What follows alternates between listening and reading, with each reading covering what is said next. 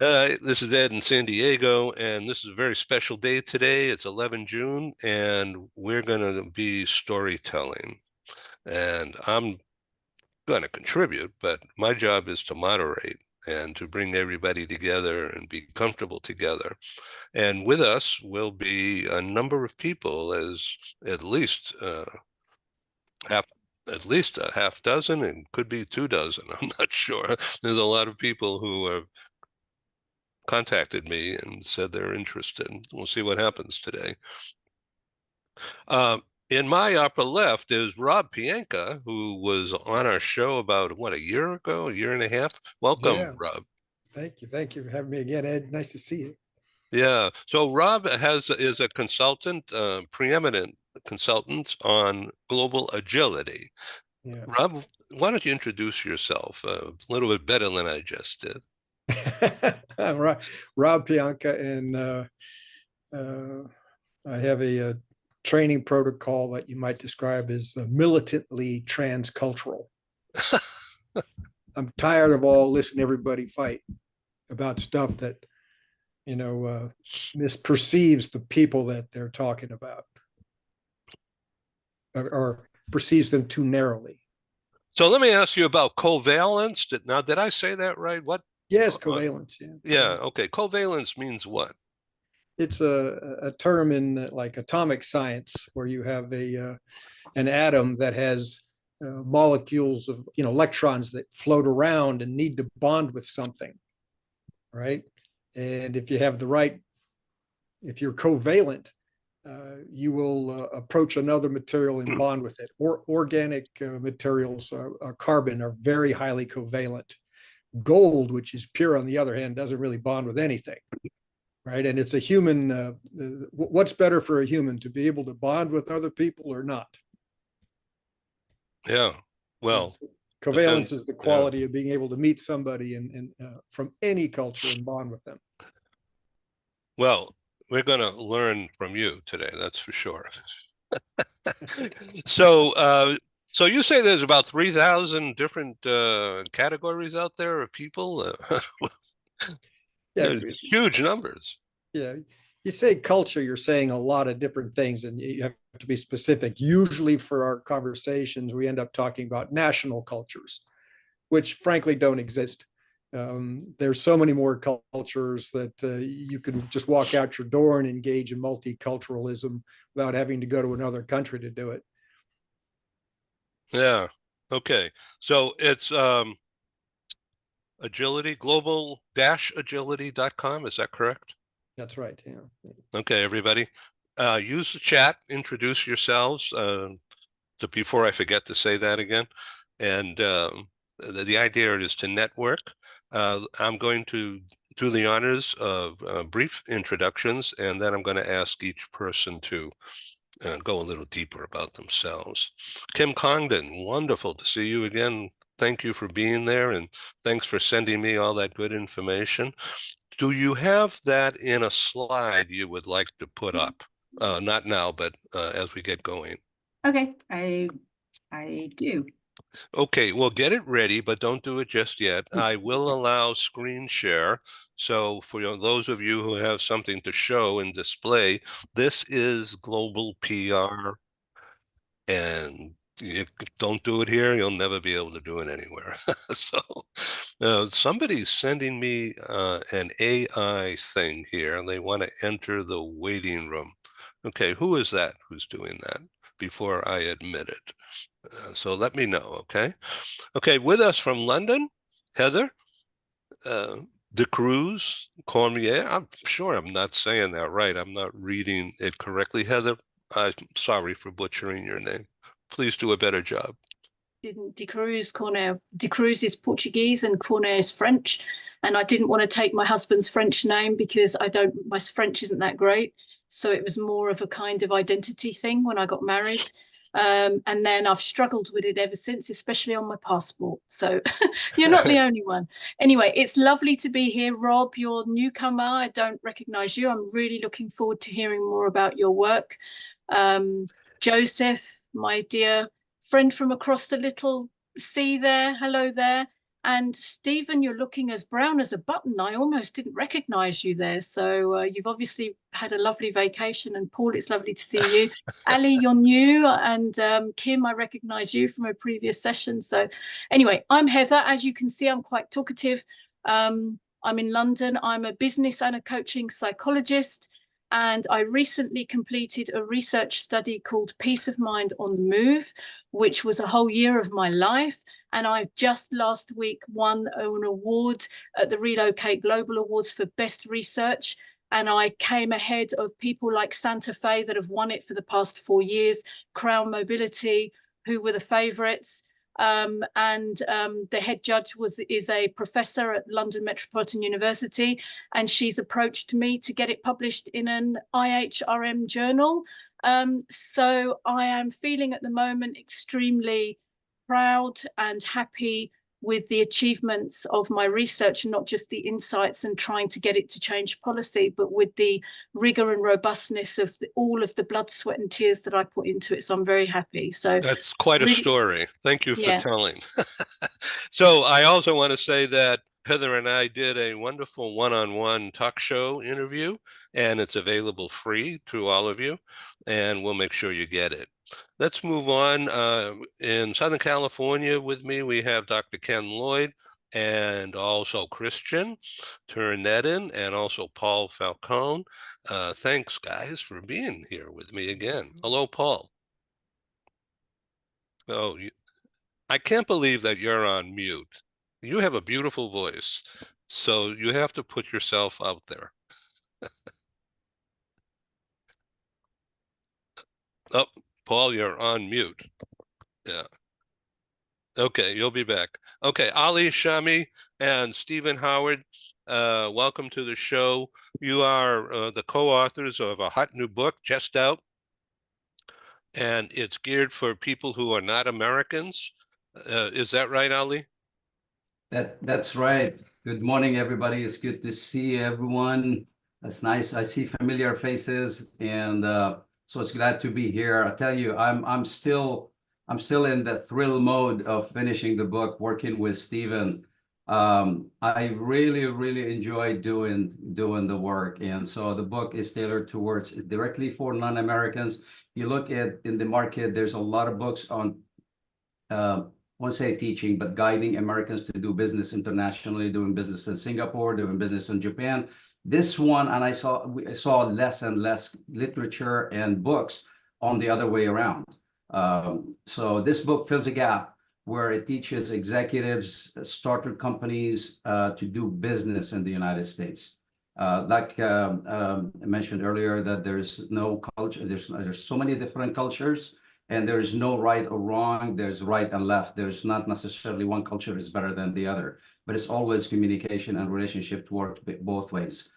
So for companies to be successful, this book will be excellent. So it was a great experience working with Stephen. Stephen, what can you add to Ali's comments? Not a lot. Just like the book, he did most of the work and I added very little. No, I added But yeah, so for those who aren't familiar with it, the book is called Partnering Successfully with American Firms. Okay, Yeah. Stephen, take the opportunity to use my shared screen, and why don't you show that cover again? Okay, I can do that, I think. There we All go. right. Okay. There we go. So there it Okay. is. And Yeah. Probably one of the most interesting things about the book, or hopefully the readers will find most interesting, is at the back of the book, we included over 100 American idioms, which are very confusing to non-Americans. Things like throw somebody under the bus, or sports terms, Monday morning quarterback, or nervous Nelly, and things of that. So hopefully it'll be a bit educational for our non-American colleagues. Okay, so we're going to come back to you and Ali in just a few minutes. Joseph, my friend, thank you for joining us. And I see your book cover in the background there, Face Facts. And your job is primarily, and please correct me when I stop talking, is reading a book by looking at someone's face, but it's supposed to tell you a lot. But there are tricks, and so go a little bit deeper, please, about yourself. Tell us a story about what you do. Well, if I could digress a little, Ed, thank you so much for your glowing welcome. Great to see so many delightful and friendly, familiar faces again. If I can just digress, just listening to Rob reminded me of a story going back pretty much 100 years now, the world of physics.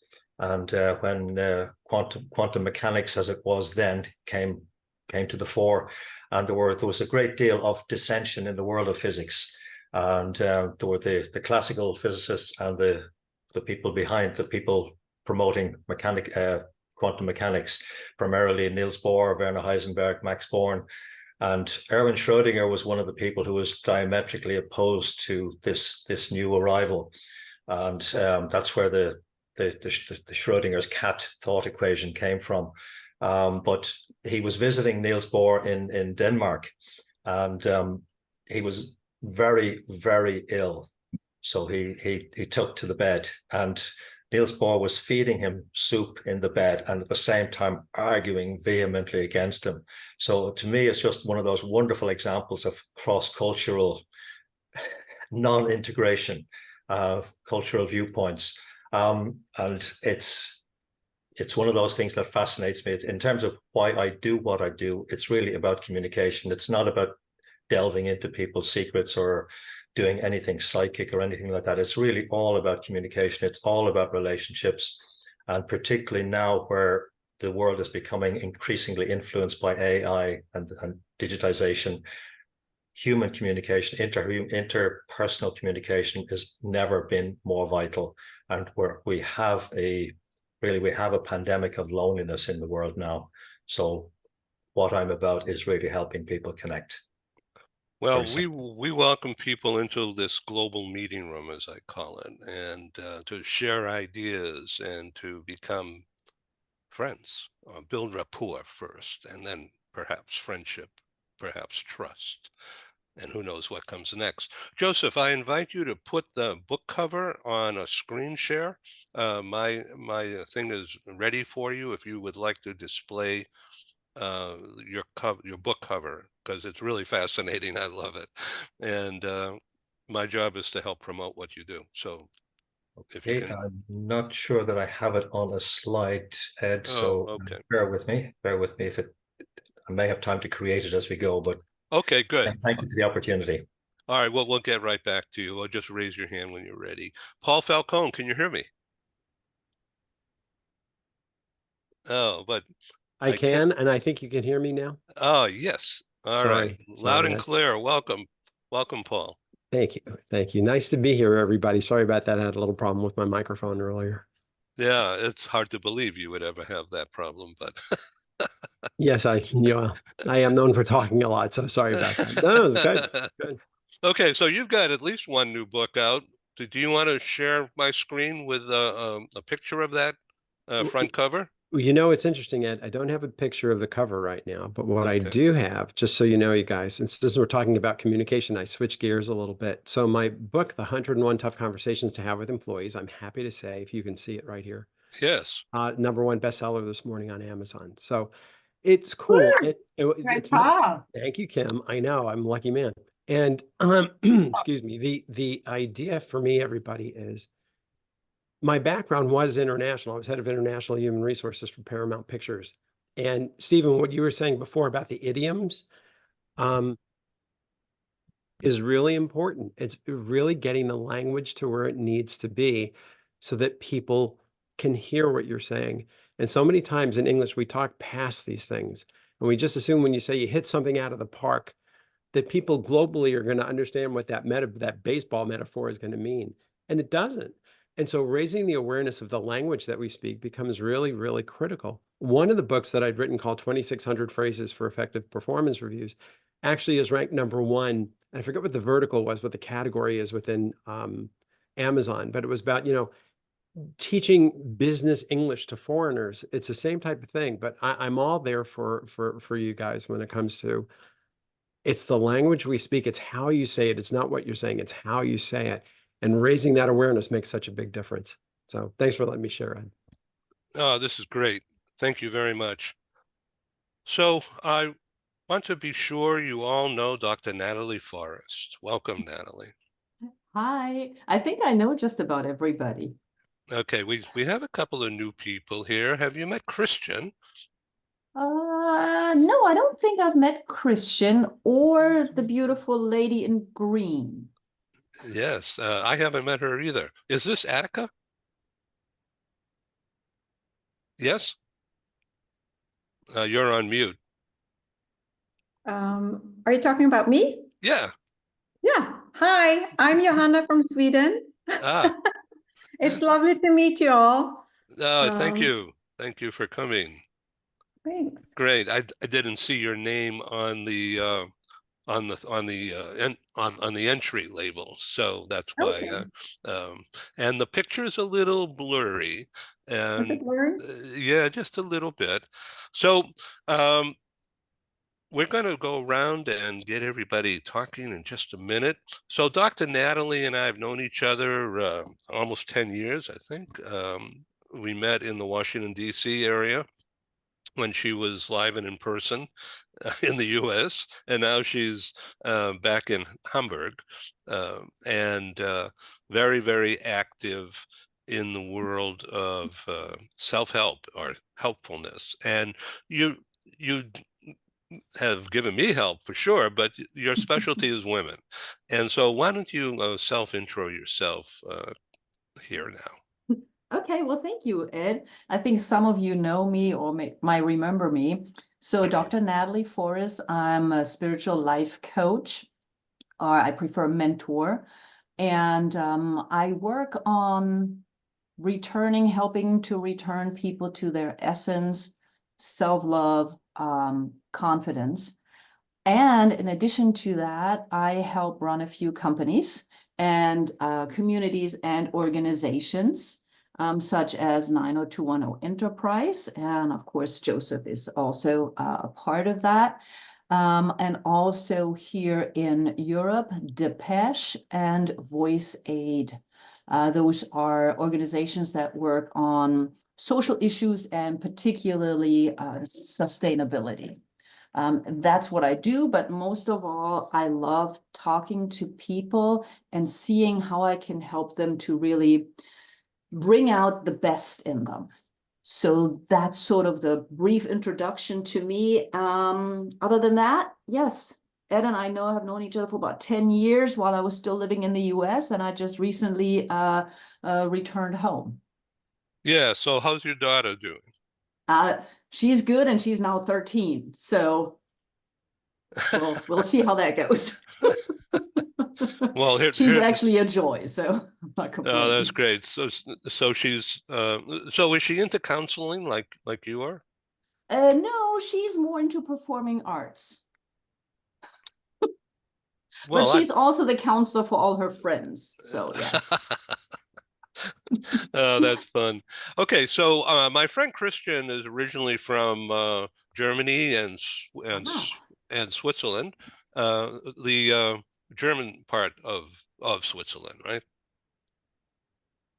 So he's now in Southern California and a long-term executive within relocation management companies, talent mobility. So I want you to meet Johanna, who's going to, she's from Sweden, and she's advising me on my first Scandinavia in-person meeting, which will be produced in person in Malmo, Sweden, on September 26th at the Quality View Hotel Conference Center. And I was introduced to Eva Kleves, who's an HR senior manager in Malmo, by Dr. Natalie. And so the world keeps spinning around here of who knows who and making connections and then not screwing it up. So we get to build things. Okay, so Paul Falcone, it's just amazing that you wrote those two books that you showed that you talked about, you wrote them years ago, and that they're still being read. So that means there's a new generation of readers. Well, the publisher does ask for updates, Ed. So yeah, but you know, so you're updating. Normally, when they do an update for a book, a new edition, it's 20% new content. That's kind of the general rule I use. But there's so much going on out there, especially in this post-COVID world that we're in. Yeah, there's a lot of new scenarios. There's a lot of new speaking points, I think, that we have to address. And even, Ed, to the point of the Gen Z, the Zoomers, the 25 and under crowd, consistently testing out as the most, isolated, lonely, and depressed generation on the planet. I mean, there's a lot going on that we have to keep an eye on. And the reason why employee wellness is so big these days is because of the Gen Z, the younger cohort. So these are all parts of what the new reality is as we emerge from this pandemic and move into this new reintegration phase. Fascinating. Dr. Ken Lloyd has been a counselor and a writer and a coach and a speaker for many years. And I want you to meet and talk with everybody on this program and bring your perspective. So Rob Pianka and I did a couple of talk shows going back a year, 18 months ago about agility and on an intercultural international basis. And I'm going to summarize and just tell me if I get it wrong, okay? I have thick skin, so no, so it's okay. So your thing is getting beneath the skin of culture, is cross-cultural, and understanding people to make the relationship actually fruitful and not surface. Is that correct?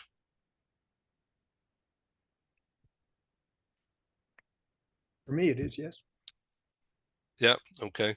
And so the DISC, the DISC training program that you've incorporated, how is that aiding your pursuit? It helps that a lot of people know DISC. But the DISC that I'm working with is different in the sense that it focuses on cultural dimensions in a modern way that understands them better. We inherit a lot of concepts, and we're in a world that is radically different, and it's hard to know when you should let something go, and then what do you dive into, what's new and credible. And you even reach a point where there's nothing precedent can help us with in certain circumstances that are so different for everybody. And then what I say is you have to go back to first principles. You have to start thinking for yourself, and then close your eyes and don't focus on something that you see in somebody that makes it so easy to categorize them that your work is done. Just slowly, especially avoid those things. Go around the side and find something that you have in common with the person, and try to build that rapport so that you can take on these issues, because we're really not prepared to be eyeball to eyeball as we are right now. Good. Thank you very much. Kim Condon, longtime HR executive, transformative person in industry over the years with diverse background, which includes entertainment industry as well as Fortune 100. So now you're in your own business and P3, people, performance, and profits. Yeah, thanks, Ed. Yes. I am. And so the whole idea is focus on people and their performance, and profitability, will grow, will be enhanced, because having been in the business for a long time, that's what happens. And people try to get around it, but in the end, if you're looking for, you know, long-term growth and sustainability of a company, that's the heart of it. And I sent you a note that I just started partnering with a group called Pro Partners Group. And actually I can share my screen. Yeah, why don't you do that? That's PROBE. Yep. Probing meaning learning more about talent. Exactly. Mm-hmm. So talent assessment, onboarding, training, development. Yep. Yep. Let me see if I can get this going. Okay. So that's an LA firm?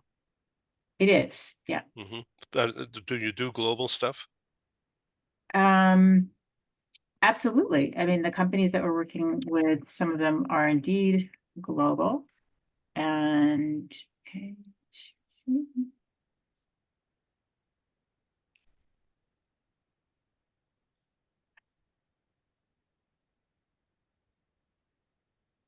Okay. Here we go. There we go. So, yes. Anyways. All right. So this is, it's called Pro Partners. And then what it is that there's someone that I've known for a number of years, and he decided last year to go out on his own. He was with Korn Ferry as a search partner. And so he approached me, I don't know, several months ago, and asked for my advice on building his business. And what is unique about his business is on the talent side is that we helped him pull together a talent advisory group in all different kinds of disciplines. So when he is doing a search, and let's say he's looking for a manufacturing person, one of the people that'll be included in that search is someone from the advisory board that is a, you know, executive in manufacturing, for example. So just, you know, a big value add from that standpoint. And so I've always been impressed with his innovation and his creativity. And then, you know, I was talking about what I've been working on, which is, of course, the P3 of it, the human capital advisory side, and I have a little slide there that talks about that we're putting, you know, the people at the heart of everything. And he's like, you know, Kim, I would love it if I had a broader offering, and I love what you do, and you know, I've known you for a long time. Would you like to partner? So that's what we're doing now. So now we're still offering the executive search, which he focuses on, and his team, and then also adding in the leadership development, the team performance, the organizational development, and organizational assessments. And really the whole idea in terms of, you mentioned transformative, is, you know, looking to transform the organization, transform the culture, or retain what's really, really critical to the culture in order to increase the effectiveness of the organization. So that's what I'm doing. Oh, thank you for sharing that information. That's very helpful. And once again, everybody, share your information with each other using the chat, because there's a lot going on here today and a limited time. And so the follow-up is your ROI for sure. Heather, the research report you did was tied in with the Permits Foundation, and that has to do with, and please correct me if I step out of bounds here, dual career situations. Is that correct? Yeah, I'm just uploading a picture of my storyboard. I don't know if everyone can see it. If everyone yeah, there we go. Yeah, yeah. looks So great. this is a little bit like an academic storyboard, but I bring this when I'm doing panels and things like that. Yes, thank you very much, everyone. It's lovely to meet you all today. So I'm a business and coaching psychologist, and I'm in the global mobility sector. And I recently conducted a study called Peace of Mind on the Move.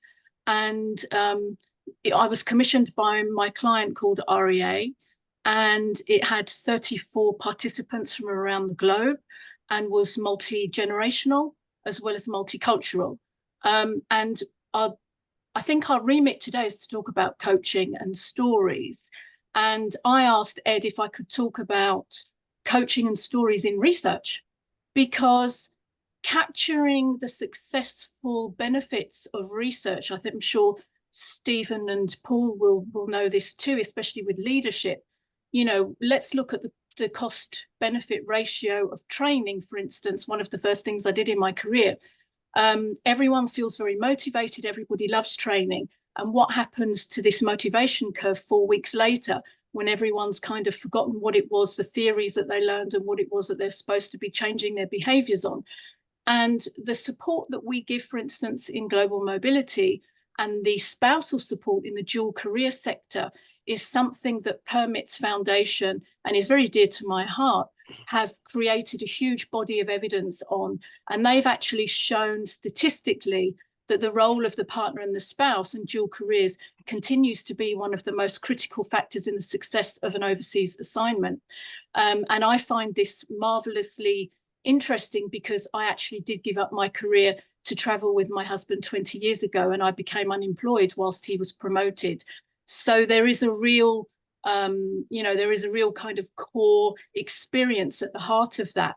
So having been in the coaching arena for many years, I really wanted to move into the thought leadership side of advocacy for permits, and how can we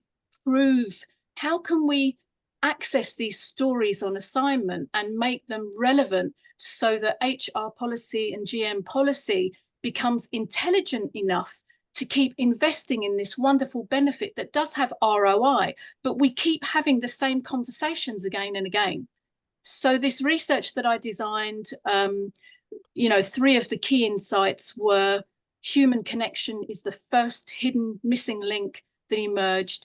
Now, that was not in any of the statistical, quantitative big data that I looked at from McKinsey and all of the great big providers and drivers of meta-analysis and all of these things. But health and well-being was, and resilience was, and this is post-pandemic when we all saw how important those key workforce trends are, especially with the remote working and hybrid working. And of course, coaching and storytelling is changing as our workplace transforms as well. So that's just a little bit about me, a little bit about the coaching, a little bit about the research and storytelling and how we can capture those experiences and those stories, but make them compelling for data and make them measurable. And I tried to do that. I hope I did that. And I did win an award last week in my first Global Mobility Award for Best Research Contribution. And I'm absolutely over the moon. I can't tell you how excited I am. Because it's finally gaining traction. So, yeah, that's it. So is there a database, talking about dual career situations, is there a database, Heather, of the partner spouse skills? Is there a sharing of getting these people jobs? Or what's the next step with this? Yeah, well, Christian will be very well informed in this as well, because of the work that he's done. But there is, so some companies have been very innovative in setting up dual career networks. Christian will know there's there's the dual career network, which is kind of housed in Switzerland. It's kind of groundbreaking. And what happens is that the big multinational companies sign up to it, and then there's a chamber of commerce that then also takes part. And what happens is the idea is that when there is a vacancy, it's offered to the dual career community first. That's how it should work. And then you have recruiters signing up in the local market and executive search companies signing up, and they work with those companies in order to try and find suitable employment for the spouse. But it's quite expensive. It's a sponsor, it's sponsor initiated. And then, but it is, I must admit, it gives the opportunity, first of all, to the spouse, but then you have a lot of compliance issues and you have a lot of issues around immigration, because a lot of countries are very protective around finding jobs for their own nationals before the international community should have the opportunity to work. So I know you will all be aware of some of these issues, but the Permits Foundation, what they do is they advocate and lobby around the world in countries so that the expatriate who gets a work visa, there is a dependent visa attached to that, which goes to a highly qualified spouse and allows that spouse to work for the time that the assignee is working. So it's dependent upon the assignee and it is issued by the same company. And this is what the Permits Foundation has fought for over the past 2 decades.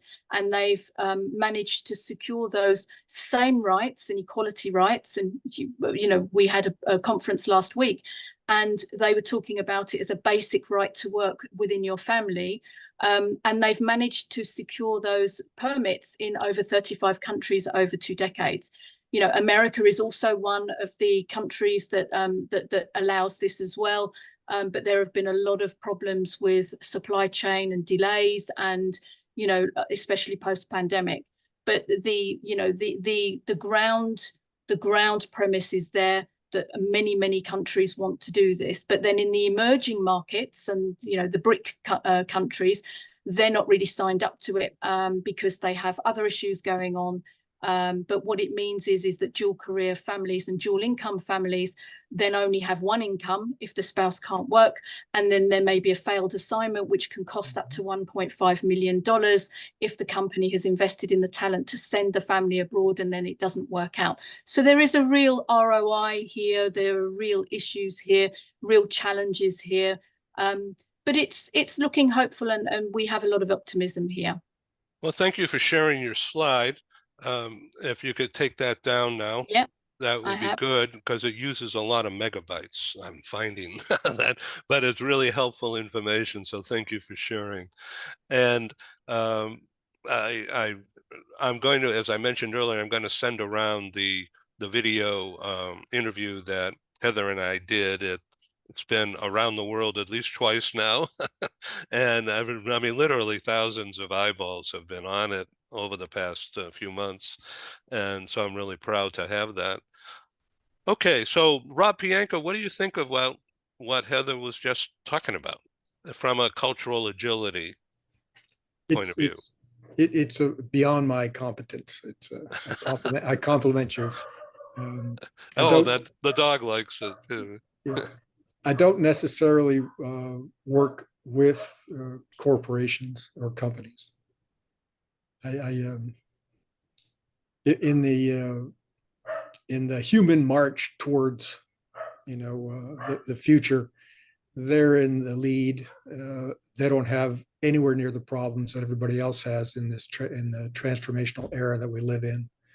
And so I typically go back to people who have no chance of working for such corporations in terms of what cultural competences need to be promoted. You know, we live in an era where you can't propose good policy on an international level or on a national level because the people have no understanding. And that's let people run away with policy. And there's very little connection between, you know, your workers, your consumers, your people on the margins of economies and the corporate sector nationally or globally.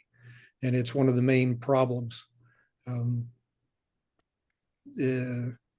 have this enduring belief that common sense things, and when I was listening to you, I was thinking, of course, it should be that people who are someplace, you know, should contribute.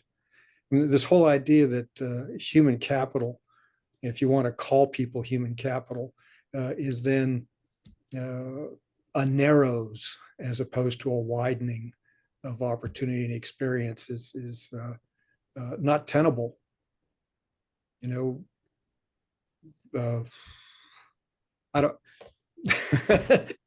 This is not a comment on the stuff that you do. It's just a comment on the sector of priority that I have. Great, thank you. This is Idea Exchange 101, so everything goes. Let's go to Ali, Shami, and Stephen Howard and this new book. So let's see, was it yesterday or the day before when you were saying that it took you about 18 months to go from start to now, Stephen? Yeah, it was about 18 months. Ali retired from the Boeing company, and because he was such a good manager there, they kept bringing him back into several gigs. So that it took us a bit longer than our original expectations. But yeah, we actually, interestingly, we kicked the book off by meeting in Palm Desert, California for a weekend, and really nutted the whole book out. But for those of you know about Ed's networking, Ollie and I met on one of these shows through Ed, I think twice. And then Ollie reached out to me and said, because I help other authors publish their books, and Ollie reached out to me and said, hey, I want to talk to you about writing a book. And I got on the phone with him and I said, yeah, I can help you do this. I can show you how to outline it. I can help. But I'd probably talk for 7 or 8 minutes, tell him all the things I could do to help him write his book. And he goes, no, you misunderstood. I want to write a book with you. And so then we had to start the conversation all over again. Yeah. So there's a Exactly. story for you, Ed. So there's storytelling. So I could tell you all things about why it took 18 months, but there's a story as to how it all came together. So Ali, Yes. how do you like being pulled back in, like in The Godfather, and Michael was complaining that they pull me back in, Yeah, it feels great. It's not just that. I mean, I would probably I don't want the company to know that I would do it for free, but it's just I miss the people, I miss the culture, I missed having, helping the new rising stars, new leaders. So it feels great. I'm enjoying it. Unfortunately, it slowed down getting the book out, and thanks to Stephen, he was very patient and very encouraging to continue doing that.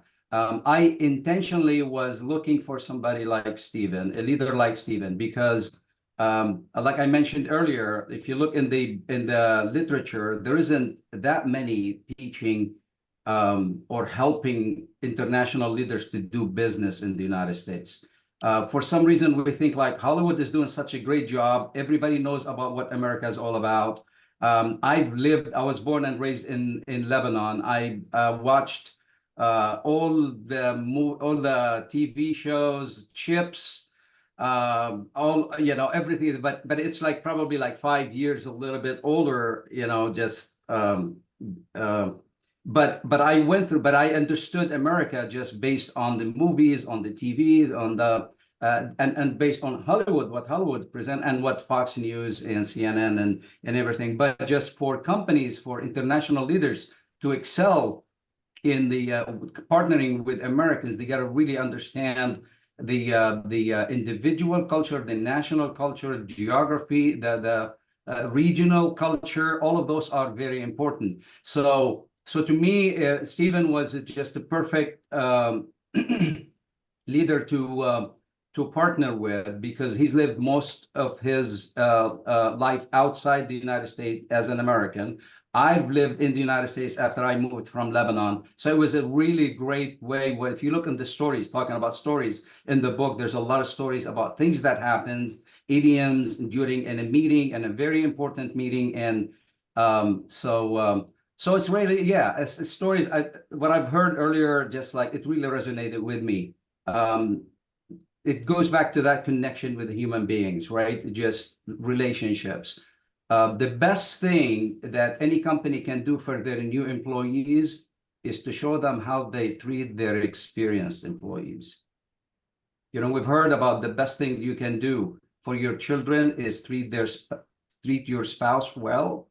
But companies, a lot of focus right now, we want to attract, we want to retain the new employees. And you'll see a lot of companies are focusing more on let's keep these new employees coming in. We want to take them. We want to bring in talent.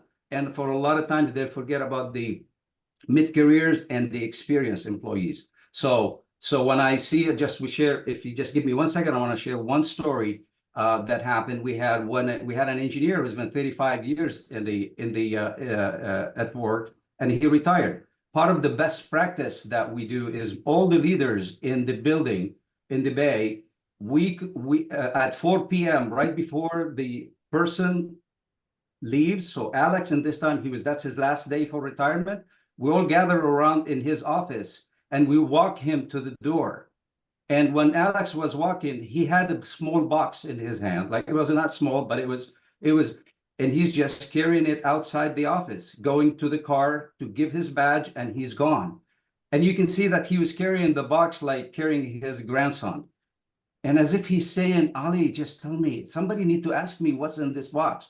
So I say, Alex, hey, what's in your box? And his face just lit up, and he's like, here's what I have in the box. And guess what was in it? It wasn't the paychecks throughout the years that he worked for the company. It was all the post-it notes. It was the kudos. It was the thank yous from the customers, from the suppliers, from the people. He looked at me and he looked at the rest and said, that's what's the most important thing. Right away, I looked at a couple of new employees. You could just see how that transmitted, that energy, that power went from, oh, this is how they treat experienced employees. So if there's anything I want to stress that it's missing, I think there's the focus is not necessarily in the right places. I've seen it in several organizations. So thank you for the opportunity to connect me with Stephen, and thank you for and I'm learning a lot from everything that I heard today. So. Well, my friend, I've learned from you over the years. You and I have done, I don't know, about 20 live meetings together, including one time I produced that event at a restaurant in Seattle, and you came with your son. Yes. And we had as our keynoter Juan Carlos, who's head of talent mobility for Microsoft Corporation. And your son videoed that. So how's your son doing? He's in college now, right? Well, I succeeded in bringing him to the company, and yeah. he graduated. Yeah, he graduated, and he's like, expensive. Seattle, the houses are so expensive. I'm like, look, in the Lebanese culture, we don't just wait until they're 18 years old and they just like go on their own. I said, here, I have a mother-in-law apartment. Why don't you just go live there? And so he's living there with his girlfriend. So he's doing very well. He was very excited for given that opportunity to put that video together, so thank you. Thank you very much. That was a nice restaurant that we were in. I forget what it was called, but the fish was great. and I thank you for your indulgence with me over the years. Thank you. In San Francisco and Canada. Yeah, Canada and Seattle. It was wonderful. Okay, let's move on and talk with Joanna. May I ask you to say hello and introduce yourself, and what your work is?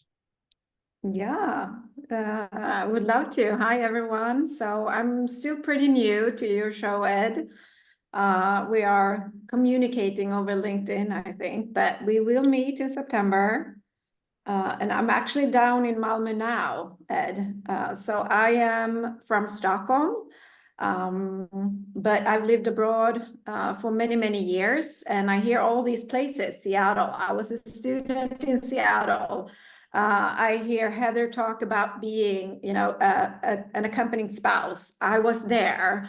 I was fortunate enough to meet a very professional senior person who sponsored my work visa in Mexico City, so I could also work while my husband was working.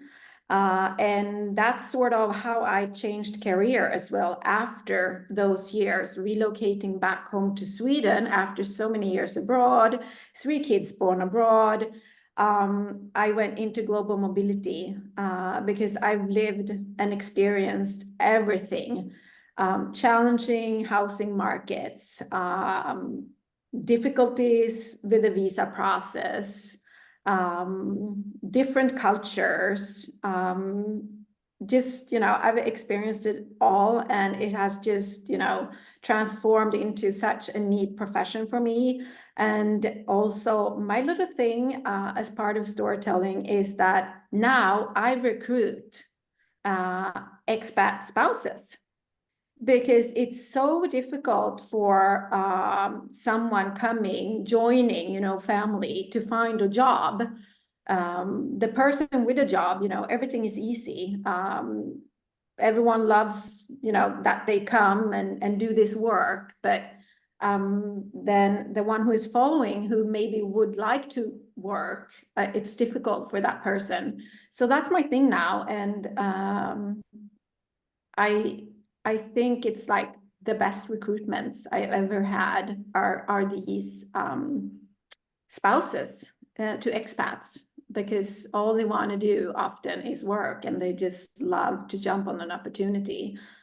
So that's my story. Well, that's really interesting, and I want you It is. to please connect with the chat with Heather, and of Mhm. course everybody, and I'll leave that to you guys. So Yeah. the meeting in Scandinavia will be in Yes. Malmo on Yes. September 26th, Mhm. and thank you so much for your interest to help me, advise me, and introduce me around, and I'll take it from there. Now we're going to focus in on content development for September 26th, which will be Mhm. set up like a workshop, and we'll have pod seating for about between 20 and 30 people.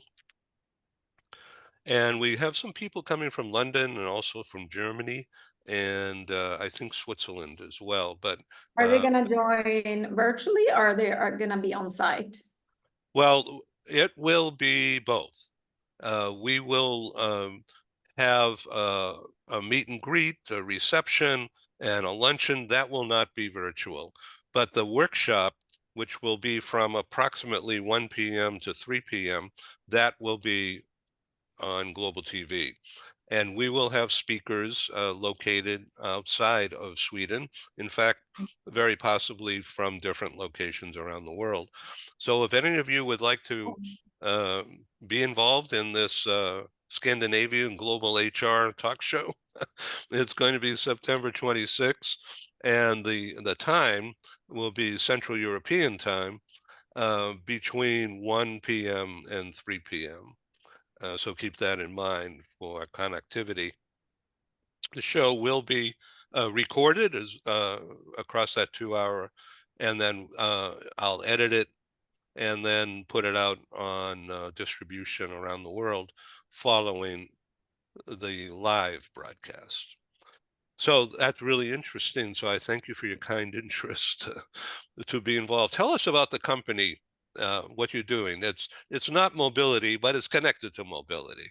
Yeah, so I was a mobility manager for many years, and I decided I wanted to do something else. And I now, since 2 years back, I work for, or actually less than 2 years, I work for a Danish company. It's Move In. It's only corporate housing, nothing else. So it's very focused and very niched. So I've been setting up the company, pretty much building the company. I just recruited an American lady who has been in Sweden for a year without a job. She's super excited. So yeah, expats or project workers, they can come and stay with us, short term, long term. We do our own furniture, so it's a bit different from, your traditional corporate housing. Meaning you make your furniture? Yeah, we design and make them. So the apartments we have are super branded because it's our own furniture, most of it. So does it look like IKEA? Nope. Nope, much nicer. Good, good. I'm actually now in one of them, but yeah. No, that's I will interesting. show you when you're here, Ed, I'm gonna show you. Oh, I'll be there, and Joanne will Yeah. be with me. I'm sure she'll be interested because of Yes, her own yes, background exactly. Yeah, in yeah. corporate lodging. Okay, so that's really interesting. And I have to tell you, just as an aside, nothing wrong with IKEA. We go in, No. Oh my but gosh, that's a Swedish company. Nothing yeah, wrong with that at all. yeah, No. right. And we want them to show up at the meeting. But I had a hell of a bad Awesome. time putting together the furniture, and because Yes, I have yes. thumbs, not fingers, and screwing the things together, and I needed help. Yeah, they can be tricky. Glad it wasn't just me that is so hard putting things together. Right, yeah. Thank you for that. Hard Isn't for that Swedes as well. isn't that interesting? Dr. Ken Lloyd, what do you think about all this conversation? It just is a little bit different from the past shows. Wonderful conversation. I'm thinking so many people in this group to congratulate on your books and on your achievements, Heather on your awards, certainly Paul on your new book, Stephen and Ali, and it's just all of you. And I love hearing about this covalence, because that kind of underlies a lot of what's going on here, is that everybody connecting, and it's not gold. It's just as you said, it's not just separate entities. My specialty is in people at work, and as Paul was talking, a scary thought came into my mind between his book on performance appraisal and mine on performance appraisal. We have around 6,000 phrases. That's kind of scary. It could kind of overwhelm the world with phrases. But I met Paul years ago. He's just been a great buddy, a great resource, and just a wonderful friend over these years. And this type of networking that's going on, I see the commonality here. It's not like we're all talking systems and processes and procedures and how do we get this to balance. We're talking people, whether it's reading faces, as Joseph does and has educated us on so beautifully, or you go into the relationships, you go into covalence and all. That's really what leadership, what managing, what success is about. Understanding our coworkers, understanding our employees. Paul mentioned the kind of, if you will, the relatively alienated under 25 group, and how do we deal with them? Not to stereotype them, but to make sure that we're aware of what they're experiencing. And that certainly applies that whether we're doing work internationally or even across the US, to be sensitive to different individuals, sensitive to different cultures. So I think this is great. And as I've said to you before, Ed, the program is interesting, it's educational, it's informative, it's really got it all. And that it comes from, once again, the people, such an interesting group that's put together. And I like this commonality under it. Now I'll tell you a funny story. I was doing a consulting project. I used to go to Scottsdale, Arizona for one day to do an educational program. And my wife always tells me, well, you should wear this, you wear that. Okay, so she had this checkered shirt that she got for me and tan pants, and don't have to wear a tie. So when I got to the hotel in Arizona, it was the exact apparel that the parking valets were wearing, the bell people were wearing. I was dressed as if I worked in the hotel. So I got there and people are saying, hi, can you take this up? I'm room 247. So anyhow, it was interesting. And next time, maybe do a little planning ahead and make sure you know the culture you're walking into. But I met some very nice people, and that's always important to me. That's As I will really say interesting. today. Nice to meet and or see all of you today. So Paul Falcone introduced me to you in time for you to join our January telecast. So it's been a great ride just since January having you involved. And Ed, I'll just add full disclosure, Kim was my boss at Time Warner. So just so everyone knows who's who on the pecking order, just throwing it out there. But Kim was the best boss I've ever had. Just so there you go. Hey, Kim. Wow. It's so nice to have a fan, and especially a fan as wonderful as Paul, that's for sure. But I had to, I had to ask you, Ken, did you get any tips? Yeah, the tip was make sure you know what the crew is wearing before you go into a seminar. That was the tip I walked away with. But great question, Kim. Oh, that's great. So I want you to just know something about me. Long time, I'm from Boston, Massachusetts, originally moved to LA in 1980 after trying to get my act together to relocate 4 years earlier and never did it. I wish I did, because I would have benefited from the real estate boom during that period of time, but I didn't. But when I was a young man in Boston, I was in the U.S. Army. I was a medic. I was trained as an operating room technician, and the doctors trained me. They were all in Harvard Medical School, so I learned what not to do more than, and of course what to do inside the OR, i.e. emergency room. And that sort of prepared me for a job that I got right after getting out of the Army. I walked into a film company, Hollywood film company, United Artists, in their Boston office, unannounced, and I dressed, and I was overdressed, as it turned out, because it was film business and people were in jeans even way back then. And so the guy hired me, and I knew nothing about it other than loving movies.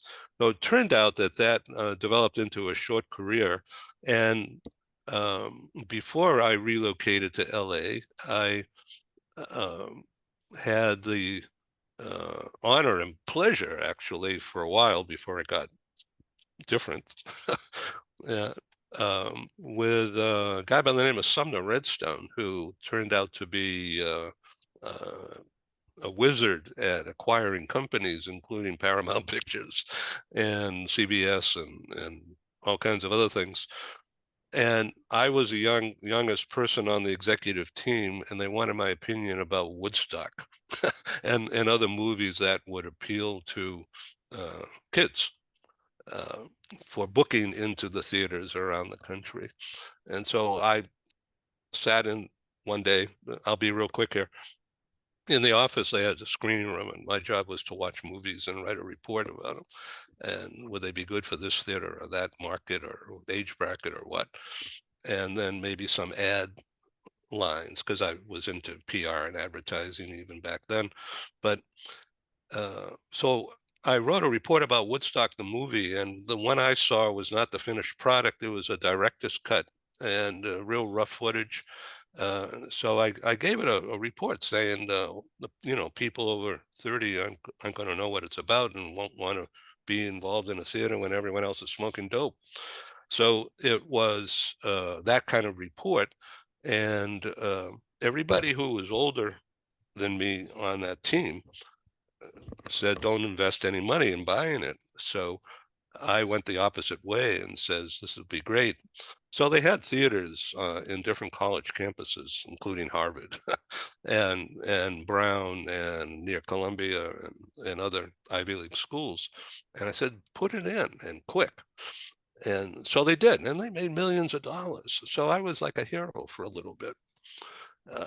But just to give you the idea, so when I had the opportunity in LA, when I was publishing California Bound Relocation Guide, to run into Paul Falcone, and I guess you were at Paramount or Nickelodeon at the time. I don't remember.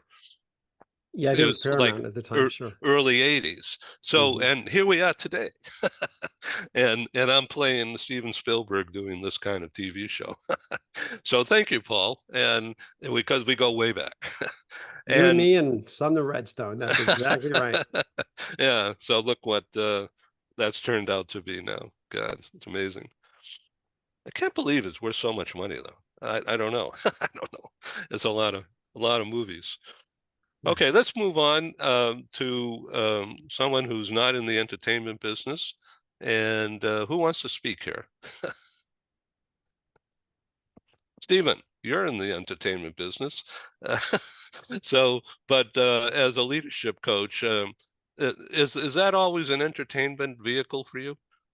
It's entertaining for me because one of the things I love, listening Ken, Paul, even things Rob talks about, they're the same issues we were facing 15 years ago. There are some new issues, which is why books need to be updated and, classroom facilitation needs to be updated. But, I'm sure Rob would agree, there are just so many leaders in today's world who don't understand the historical context of things, much less the multicultural aspects of things. And so we keep repeating over and over and over the same issues that Paul and Ken write about in terms of feedback and performance reviews and stuff, are things we've been kicking around for a while. But I will share on a positive note a really fast story for you guys in the mobility industry, because I'm so impressed with the strides you're making. I was an expatriate in my early 20s, so this goes back decades. And my first assignment in Singapore, I was one of 6 American expatriates in the same company, Dallas-based global company. And none of the wives, I was single, but the other 5 were all married, and none of their wives could work, couldn't get a work permit. And so the wife of our controller, our financial controller for the region, she and I set up a business where I would go to Korea on a business trip, spend a couple of days. I would buy furniture, Korean handmade furniture, and we would ship it down to Singapore. And of course, like all the women and all the expatriate women in Singapore couldn't work, she had a great network. So we were selling Korean-made furniture to all the expatriate families, not all, but many of them from different countries in Singapore. So I just love those strides that everyone's making in trying to take care of the spouses, male or female, of the expatriates who are moving. So well done. Don't have to go in the furniture business anymore. That's a great story. So my dad was in the furniture business in Boston, but not from Korea. I think just from North Carolina. So Christian, did you have a follow-up talk with Alex? Not yet. I messaged him and we're waiting to set something up. But since we're talking about furniture, talked about IKEA earlier, I wanted to share that we decided, my girlfriend at the time and now wife, when we moved from Switzerland in 2000, we wanted to move for good. So that meant renting a 20-foot container, moving with a moving company. And because once you move for good with household goods, moving very little is very costly. And when you fill up the container, it gets cheaper and cheaper. And that made us ship our IKEA furniture from Switzerland to the United States. And I can tell you all, if you don't know already, an American Billy and a Swiss Billy from IKEA that's probably made in China go along really, really well. Of course, all the measurements are metric, which must be confusing to a lot of Americans, but they look exactly the same, and almost 25 years later, they're still in our living room. So why can't we all just get along like the 2 Billies? That's a great IKEA story. There you go. Thank you for the positiveness. Thank you. Oh, this is great. Oh, I've had a good time today. Joseph, what are you working on now? I mean, is it some big project or? Not a big project, but if I can do my usual diversing into a story. Ken reminded me of something in my own history. Many years ago, it was summer. We do occasionally get summer days in Ireland. It's very occasional, but they do happen. And it was a lovely, lovely warm summer's day. I was wearing a Hawaiian shirt, and I decided I was going to go for a massage. So when I went for the massage, went into the room, and my shirt was the exact color and match and pattern of the curtains in the room.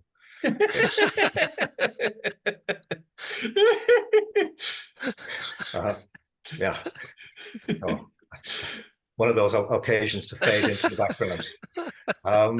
But it's such a wonderful experience again to have so many people sharing so willingly and so openly from their skill set, their experience, and their personality. And it's part of my own experience time and again when I work with groups, how little people actually now communicate and share. I was presenting a training last week to a multinational group online. It was on communication skills, and I had a number of breakout rooms. And for one of the breakout rooms, I just asked them to go in and share their highlight of the last 12 months, whatever it was. It was entirely up to them what they shared. And several people, when they came out of the breakout room, said that they felt really vulnerable sharing a highlight. And that really shocked me, because I wasn't asking them to do anything terribly personal. but the fact that they weren't accustomed to sharing anything of significance was quite shocking to me. And it seems to be replicated in so many circumstances. So I'm simply not working on a master plan or a big project as such, just redefining how I present, because so many people are simply not accustomed to communicating in any meaningful way. They don't make phone calls. They refuse to make phone calls, refuse to take phone calls, and they're missing out on so much. So I'm looking to adapt my approach so that I'm actually helping bring that back into people's lives, their professional lives and their personal lives. Because again, what we're seeing in so many reports, and I'm sure Ken and Paul in particular would be well aware of it, obviously from what Heather is doing, there are so many issues around trust, respect, autonomy in the workplace now, where people do not feel respected, do not feel heard, do not feel listened to, and feeling is a big part of the communication world. And there's so many gaps occurring, and we're reading so much about quiet quitting, presenteeism, and the number of people who are intending to quit is quite astonishing. I came across a statistic recently from, I'm not sure whether it was Gallup or Great Place to Work, that only 9% of people in their surveys in the American workplace are content in the workplace. So there's so much that really should be quite shocking to anybody, any kind of business leader, manager, director, owner, but so much of that is just being missed. Kim. Yes, sir. Yeah, what do you have to say about all this now that you're expanding your business reach, and it sounds like there's work for you to do. There's a lot of work. Yeah, you know, the thing is, there is a lot of work to do. And one of the things about this group that really stands out is no one's just sitting here just, you know, focusing earlier, someone said on the process, I think it was Ken, and you know, the systems and so forth. They're focusing on people, and they're doing it in a storytelling way. And I think that's critical. And you know, one of the things that I've found, you know, as I work on coaching and mentoring and consulting, is that, you know, opening up, you know, that trust piece, sharing and being vulnerable yourself with your own stories makes such a difference in terms of what people can withstand. For one thing, you know, let's say it's a coaching situation and the person is struggling. You're just talking about what their challenges are is really painful. And especially if you're talking to, you know, a CEO or someone else really senior who's just not very comfortable with getting negative feedback. But once you share with them a story, whether it's about yourself or someone else that you've helped, like for example, there's this one leader that I worked with that, you know, he was so strong and so smart, but you know, like all of us, he had some development areas, and then he went on to become, you know, CEO of a well-known entertainment company, rather than saying, you know, I talked with this person who was struggling with a similar issue about that, rather than saying, well, here's the 6 steps you need to overcome, you know, your development areas. Someone earlier said about building rapport. Once you have that rapport, then you can talk to them about the 6 steps. So, I mean, those are the things that I really, you know, in listening to everyone, I think it's a common theme of, you know, building that rapport, really listening carefully to what it is are the needs that are unsaid from people. Yeah. What are the impacts organizationally? Because let's say if you're doing an executive coaching or a personal coaching, if you don't get in there and understand what is the culture, what are the different components that are driving the various the levers within the organization, really not going to be doing anyone any services, and the person is not going to be successful, or the company's project that you're helping them with is not going to be successful, because there's, you have to understand the stakeholders. So those are some of the things, from a standpoint that I've learned over these many years about.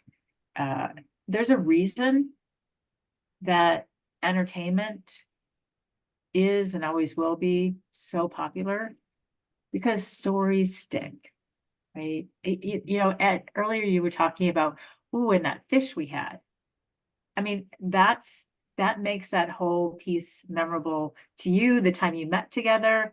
It lasts years for you, and then it'll last for us listening about, oh, went for that fish. So, so it really comes down to supporting clients by through storytelling, really. Thank you. Okay, Joanna, so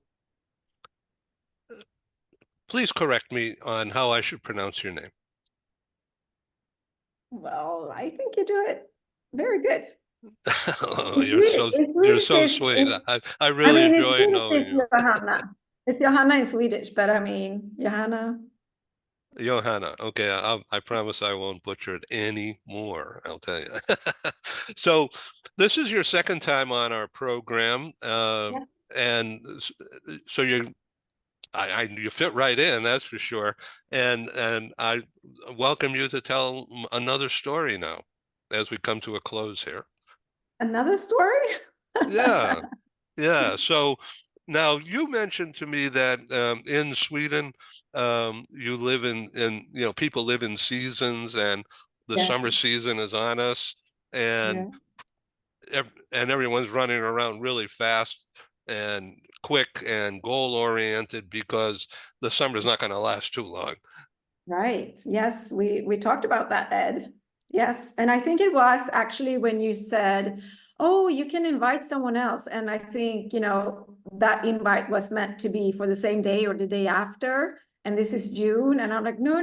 We are way too busy. We schedule our agendas like weeks ahead of time this time of the year. So we do live in seasons, and that is because the winter is so dark and so long up here. It's even worse than Seattle. So when summer finally comes, or spring, I would say, it's not only, the business, your work that you have to schedule in. You also have to schedule in all your socials and all your children's get-togethers.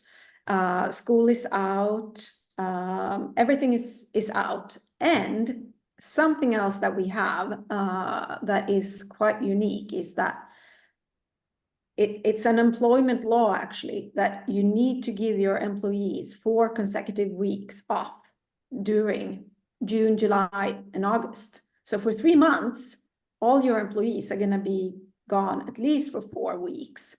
But people with small kids, they also have parental leave. We have a long parental leave in this country. So they like to combine the 4 weeks of vacation with 4 weeks of parental leave. So that gives you 8 weeks in the summer that, your employee is going to be away. So that's why I said we live in seasons, because everything is concentrated about summer and summer getaways and get-togethers. And then, fall comes and we want to be at home, and then it's the winter and it's all about going skiing and planning the skiing. And so yes, it's very seasonal, actually. Fascinating. I look forward to being in Malmo. And so we're going to visit Joanne's family, which is in Copenhagen, right across the bridge. From Copenhagen is Malmo. And Stockholm is what, 400 or 500 miles north? 600. 600, yeah. Well, kilometers. So Yeah. miles, that would be, probably right. Yeah.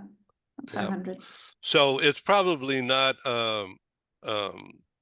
to be expected that we're going to have people travel from Stockholm and Oslo down into Malmo for this September 26th event. They will, if interested, they'll be virtual.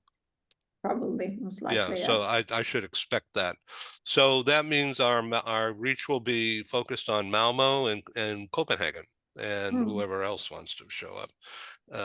But okay, well, that's really smart marketing advice, and I'll study up on that. Thank you all for being on this program. Ali, you want to speak? Yeah, just really quick. I love the stories. I also the story also that Joseph mentioned. It reminded me of Stephen's book. In one of the chapters, creating a culture of humaning. I just wanted to share something that I feel like the most effective to change a culture in an organization, the higher you go up in the organization, the better. Because those are the folks that are at the top that count to really help create the culture, help modify the culture. So, but it seems like a lot of times we're being efficient and not effective. We look after the numbers, after reaching the bottom line, and we forget the human aspect of it. Just to illustrate how it is, how much we learn from children. You mentioned about my son. I want to share a story that really taught me it's not important to just look at the numbers and counting and look at the quantitative. It's so important to look at the qualitative part of our lives. He used, when he was a child, he used to count things. We'll be in the car and he says, I saw 5 red cars. He will go upstairs, up the steps, he'll count. He will say, I'm in the kitchen. He will say, Dad, I'm in the kitchen. I'm gonna go to run to the garage and then I'm gonna come back. We're gonna count and see how fast I am. So he's just so fascinated by counting. And one day we went down to the beach. We live here very close to the beach. And Anthony used to count the waves. He said, I saw 5 big, huge waves that came. And I looked at him one day and I said, Anthony, I noticed you don't share numbers. And he said something that made me stop and like, whoa. He said, why do I need to count the waves when I can enjoy the ocean? And I'm like, whoa, I gotta write this down. This is gonna be my next book. So a lot of times we look at the bottom line, we look about the awards, we look about the things, but how much really we connect with people, how much we show that we care, not necessarily that we know. And that would be the bottom line. It's too bad that we start our lives from the beginning till the end. We don't live all our lives. We gain that wisdom and that knowledge and how important it is to connect with people. And then we'll go back and we'll say, you know what, that's what's important. That box of thank yous, of kudos that I've collected throughout my 30, 40 years of career, that's what's gonna matter the most. So I wanna thank you for that. I just wanted to end this, but thank you for the opportunity. I met before meeting all the leaders and I've learned so much. And I knew that when I walk away, I'm gonna walk away with so many things that I'm writing down. If you notice, I was just writing things down. So thank you so much for the opportunity. Thank you for being on the show, and thank you for writing the book with Stephen. That's great. Yes, it's dedicated to you because you're the one who caused that to happen. So thank you. Mr. Networking. So the concept here is let's do this program again. Probably better to do it after the 4th of July. And I'm going to New York. I'm producing an in-person meeting with a guy who's coming in from England, and we're meeting in Manhattan on June 20. And he works for a Swiss company called ITX, which is a bunch of bankers and lawyers. And that they're based in Geneva, but this guy's in England. And he's an expert on what's called GEC, the Global Employment Company format. And he deals with very large organizations, multinational companies, and who have a need to employ talent cross borders. So there's legal issues, not to mention money issues, and not to mention cross-cultural issues. So what's the best way to manage that kind of distributed workforce? And so the Global Employment Company, or GEC, is a legal, very expensive way to do that, but it's actually more efficient than the other ways of doing it. And so the New York event is an outgrowth of the London meeting that we just produced April 23, that Heather was a speaker at as well, at HSBC in their headquarters. And also in that meeting was our speaker, Simon, who is the guy coming over to speak at my New York meeting on June 20, all about global employment companies. That event will be in a workshop on 6th Avenue, just in the shadow of the Empire State Building. And our host is NYC Navigator, which has been a long time client of mine. And this is the second time NYC Navigator is hosting my New York meeting. They just hosted me on March 13 this year. And so this one's coming up June 20. And we're going to have corporate executives from companies who are in Manhattan area, and some lawyers, some tax people, and some mobility people will be in the room. It'll be a small group. I'm ordering sandwiches and salad in from Whole Foods, which is just down the street. And the education portion of that event, June 20, will be virtual. And so I want to let you know I'll be sending around the information this afternoon to all of you. So have a look and let me know whether you want to be involved on the program virtually, or unless you want to fly into Manhattan. I myself am doing a 72-hour road trip from San Diego to Manhattan and back, because the next day at 9 a.m., Joanne and I are driving out to Palm Desert for a few days. And so that means I'm arriving in Manhattan late on the 18th and departing at 4:30 p.m. New York time to come back to California, and then getting up and then going on a road trip. So busy.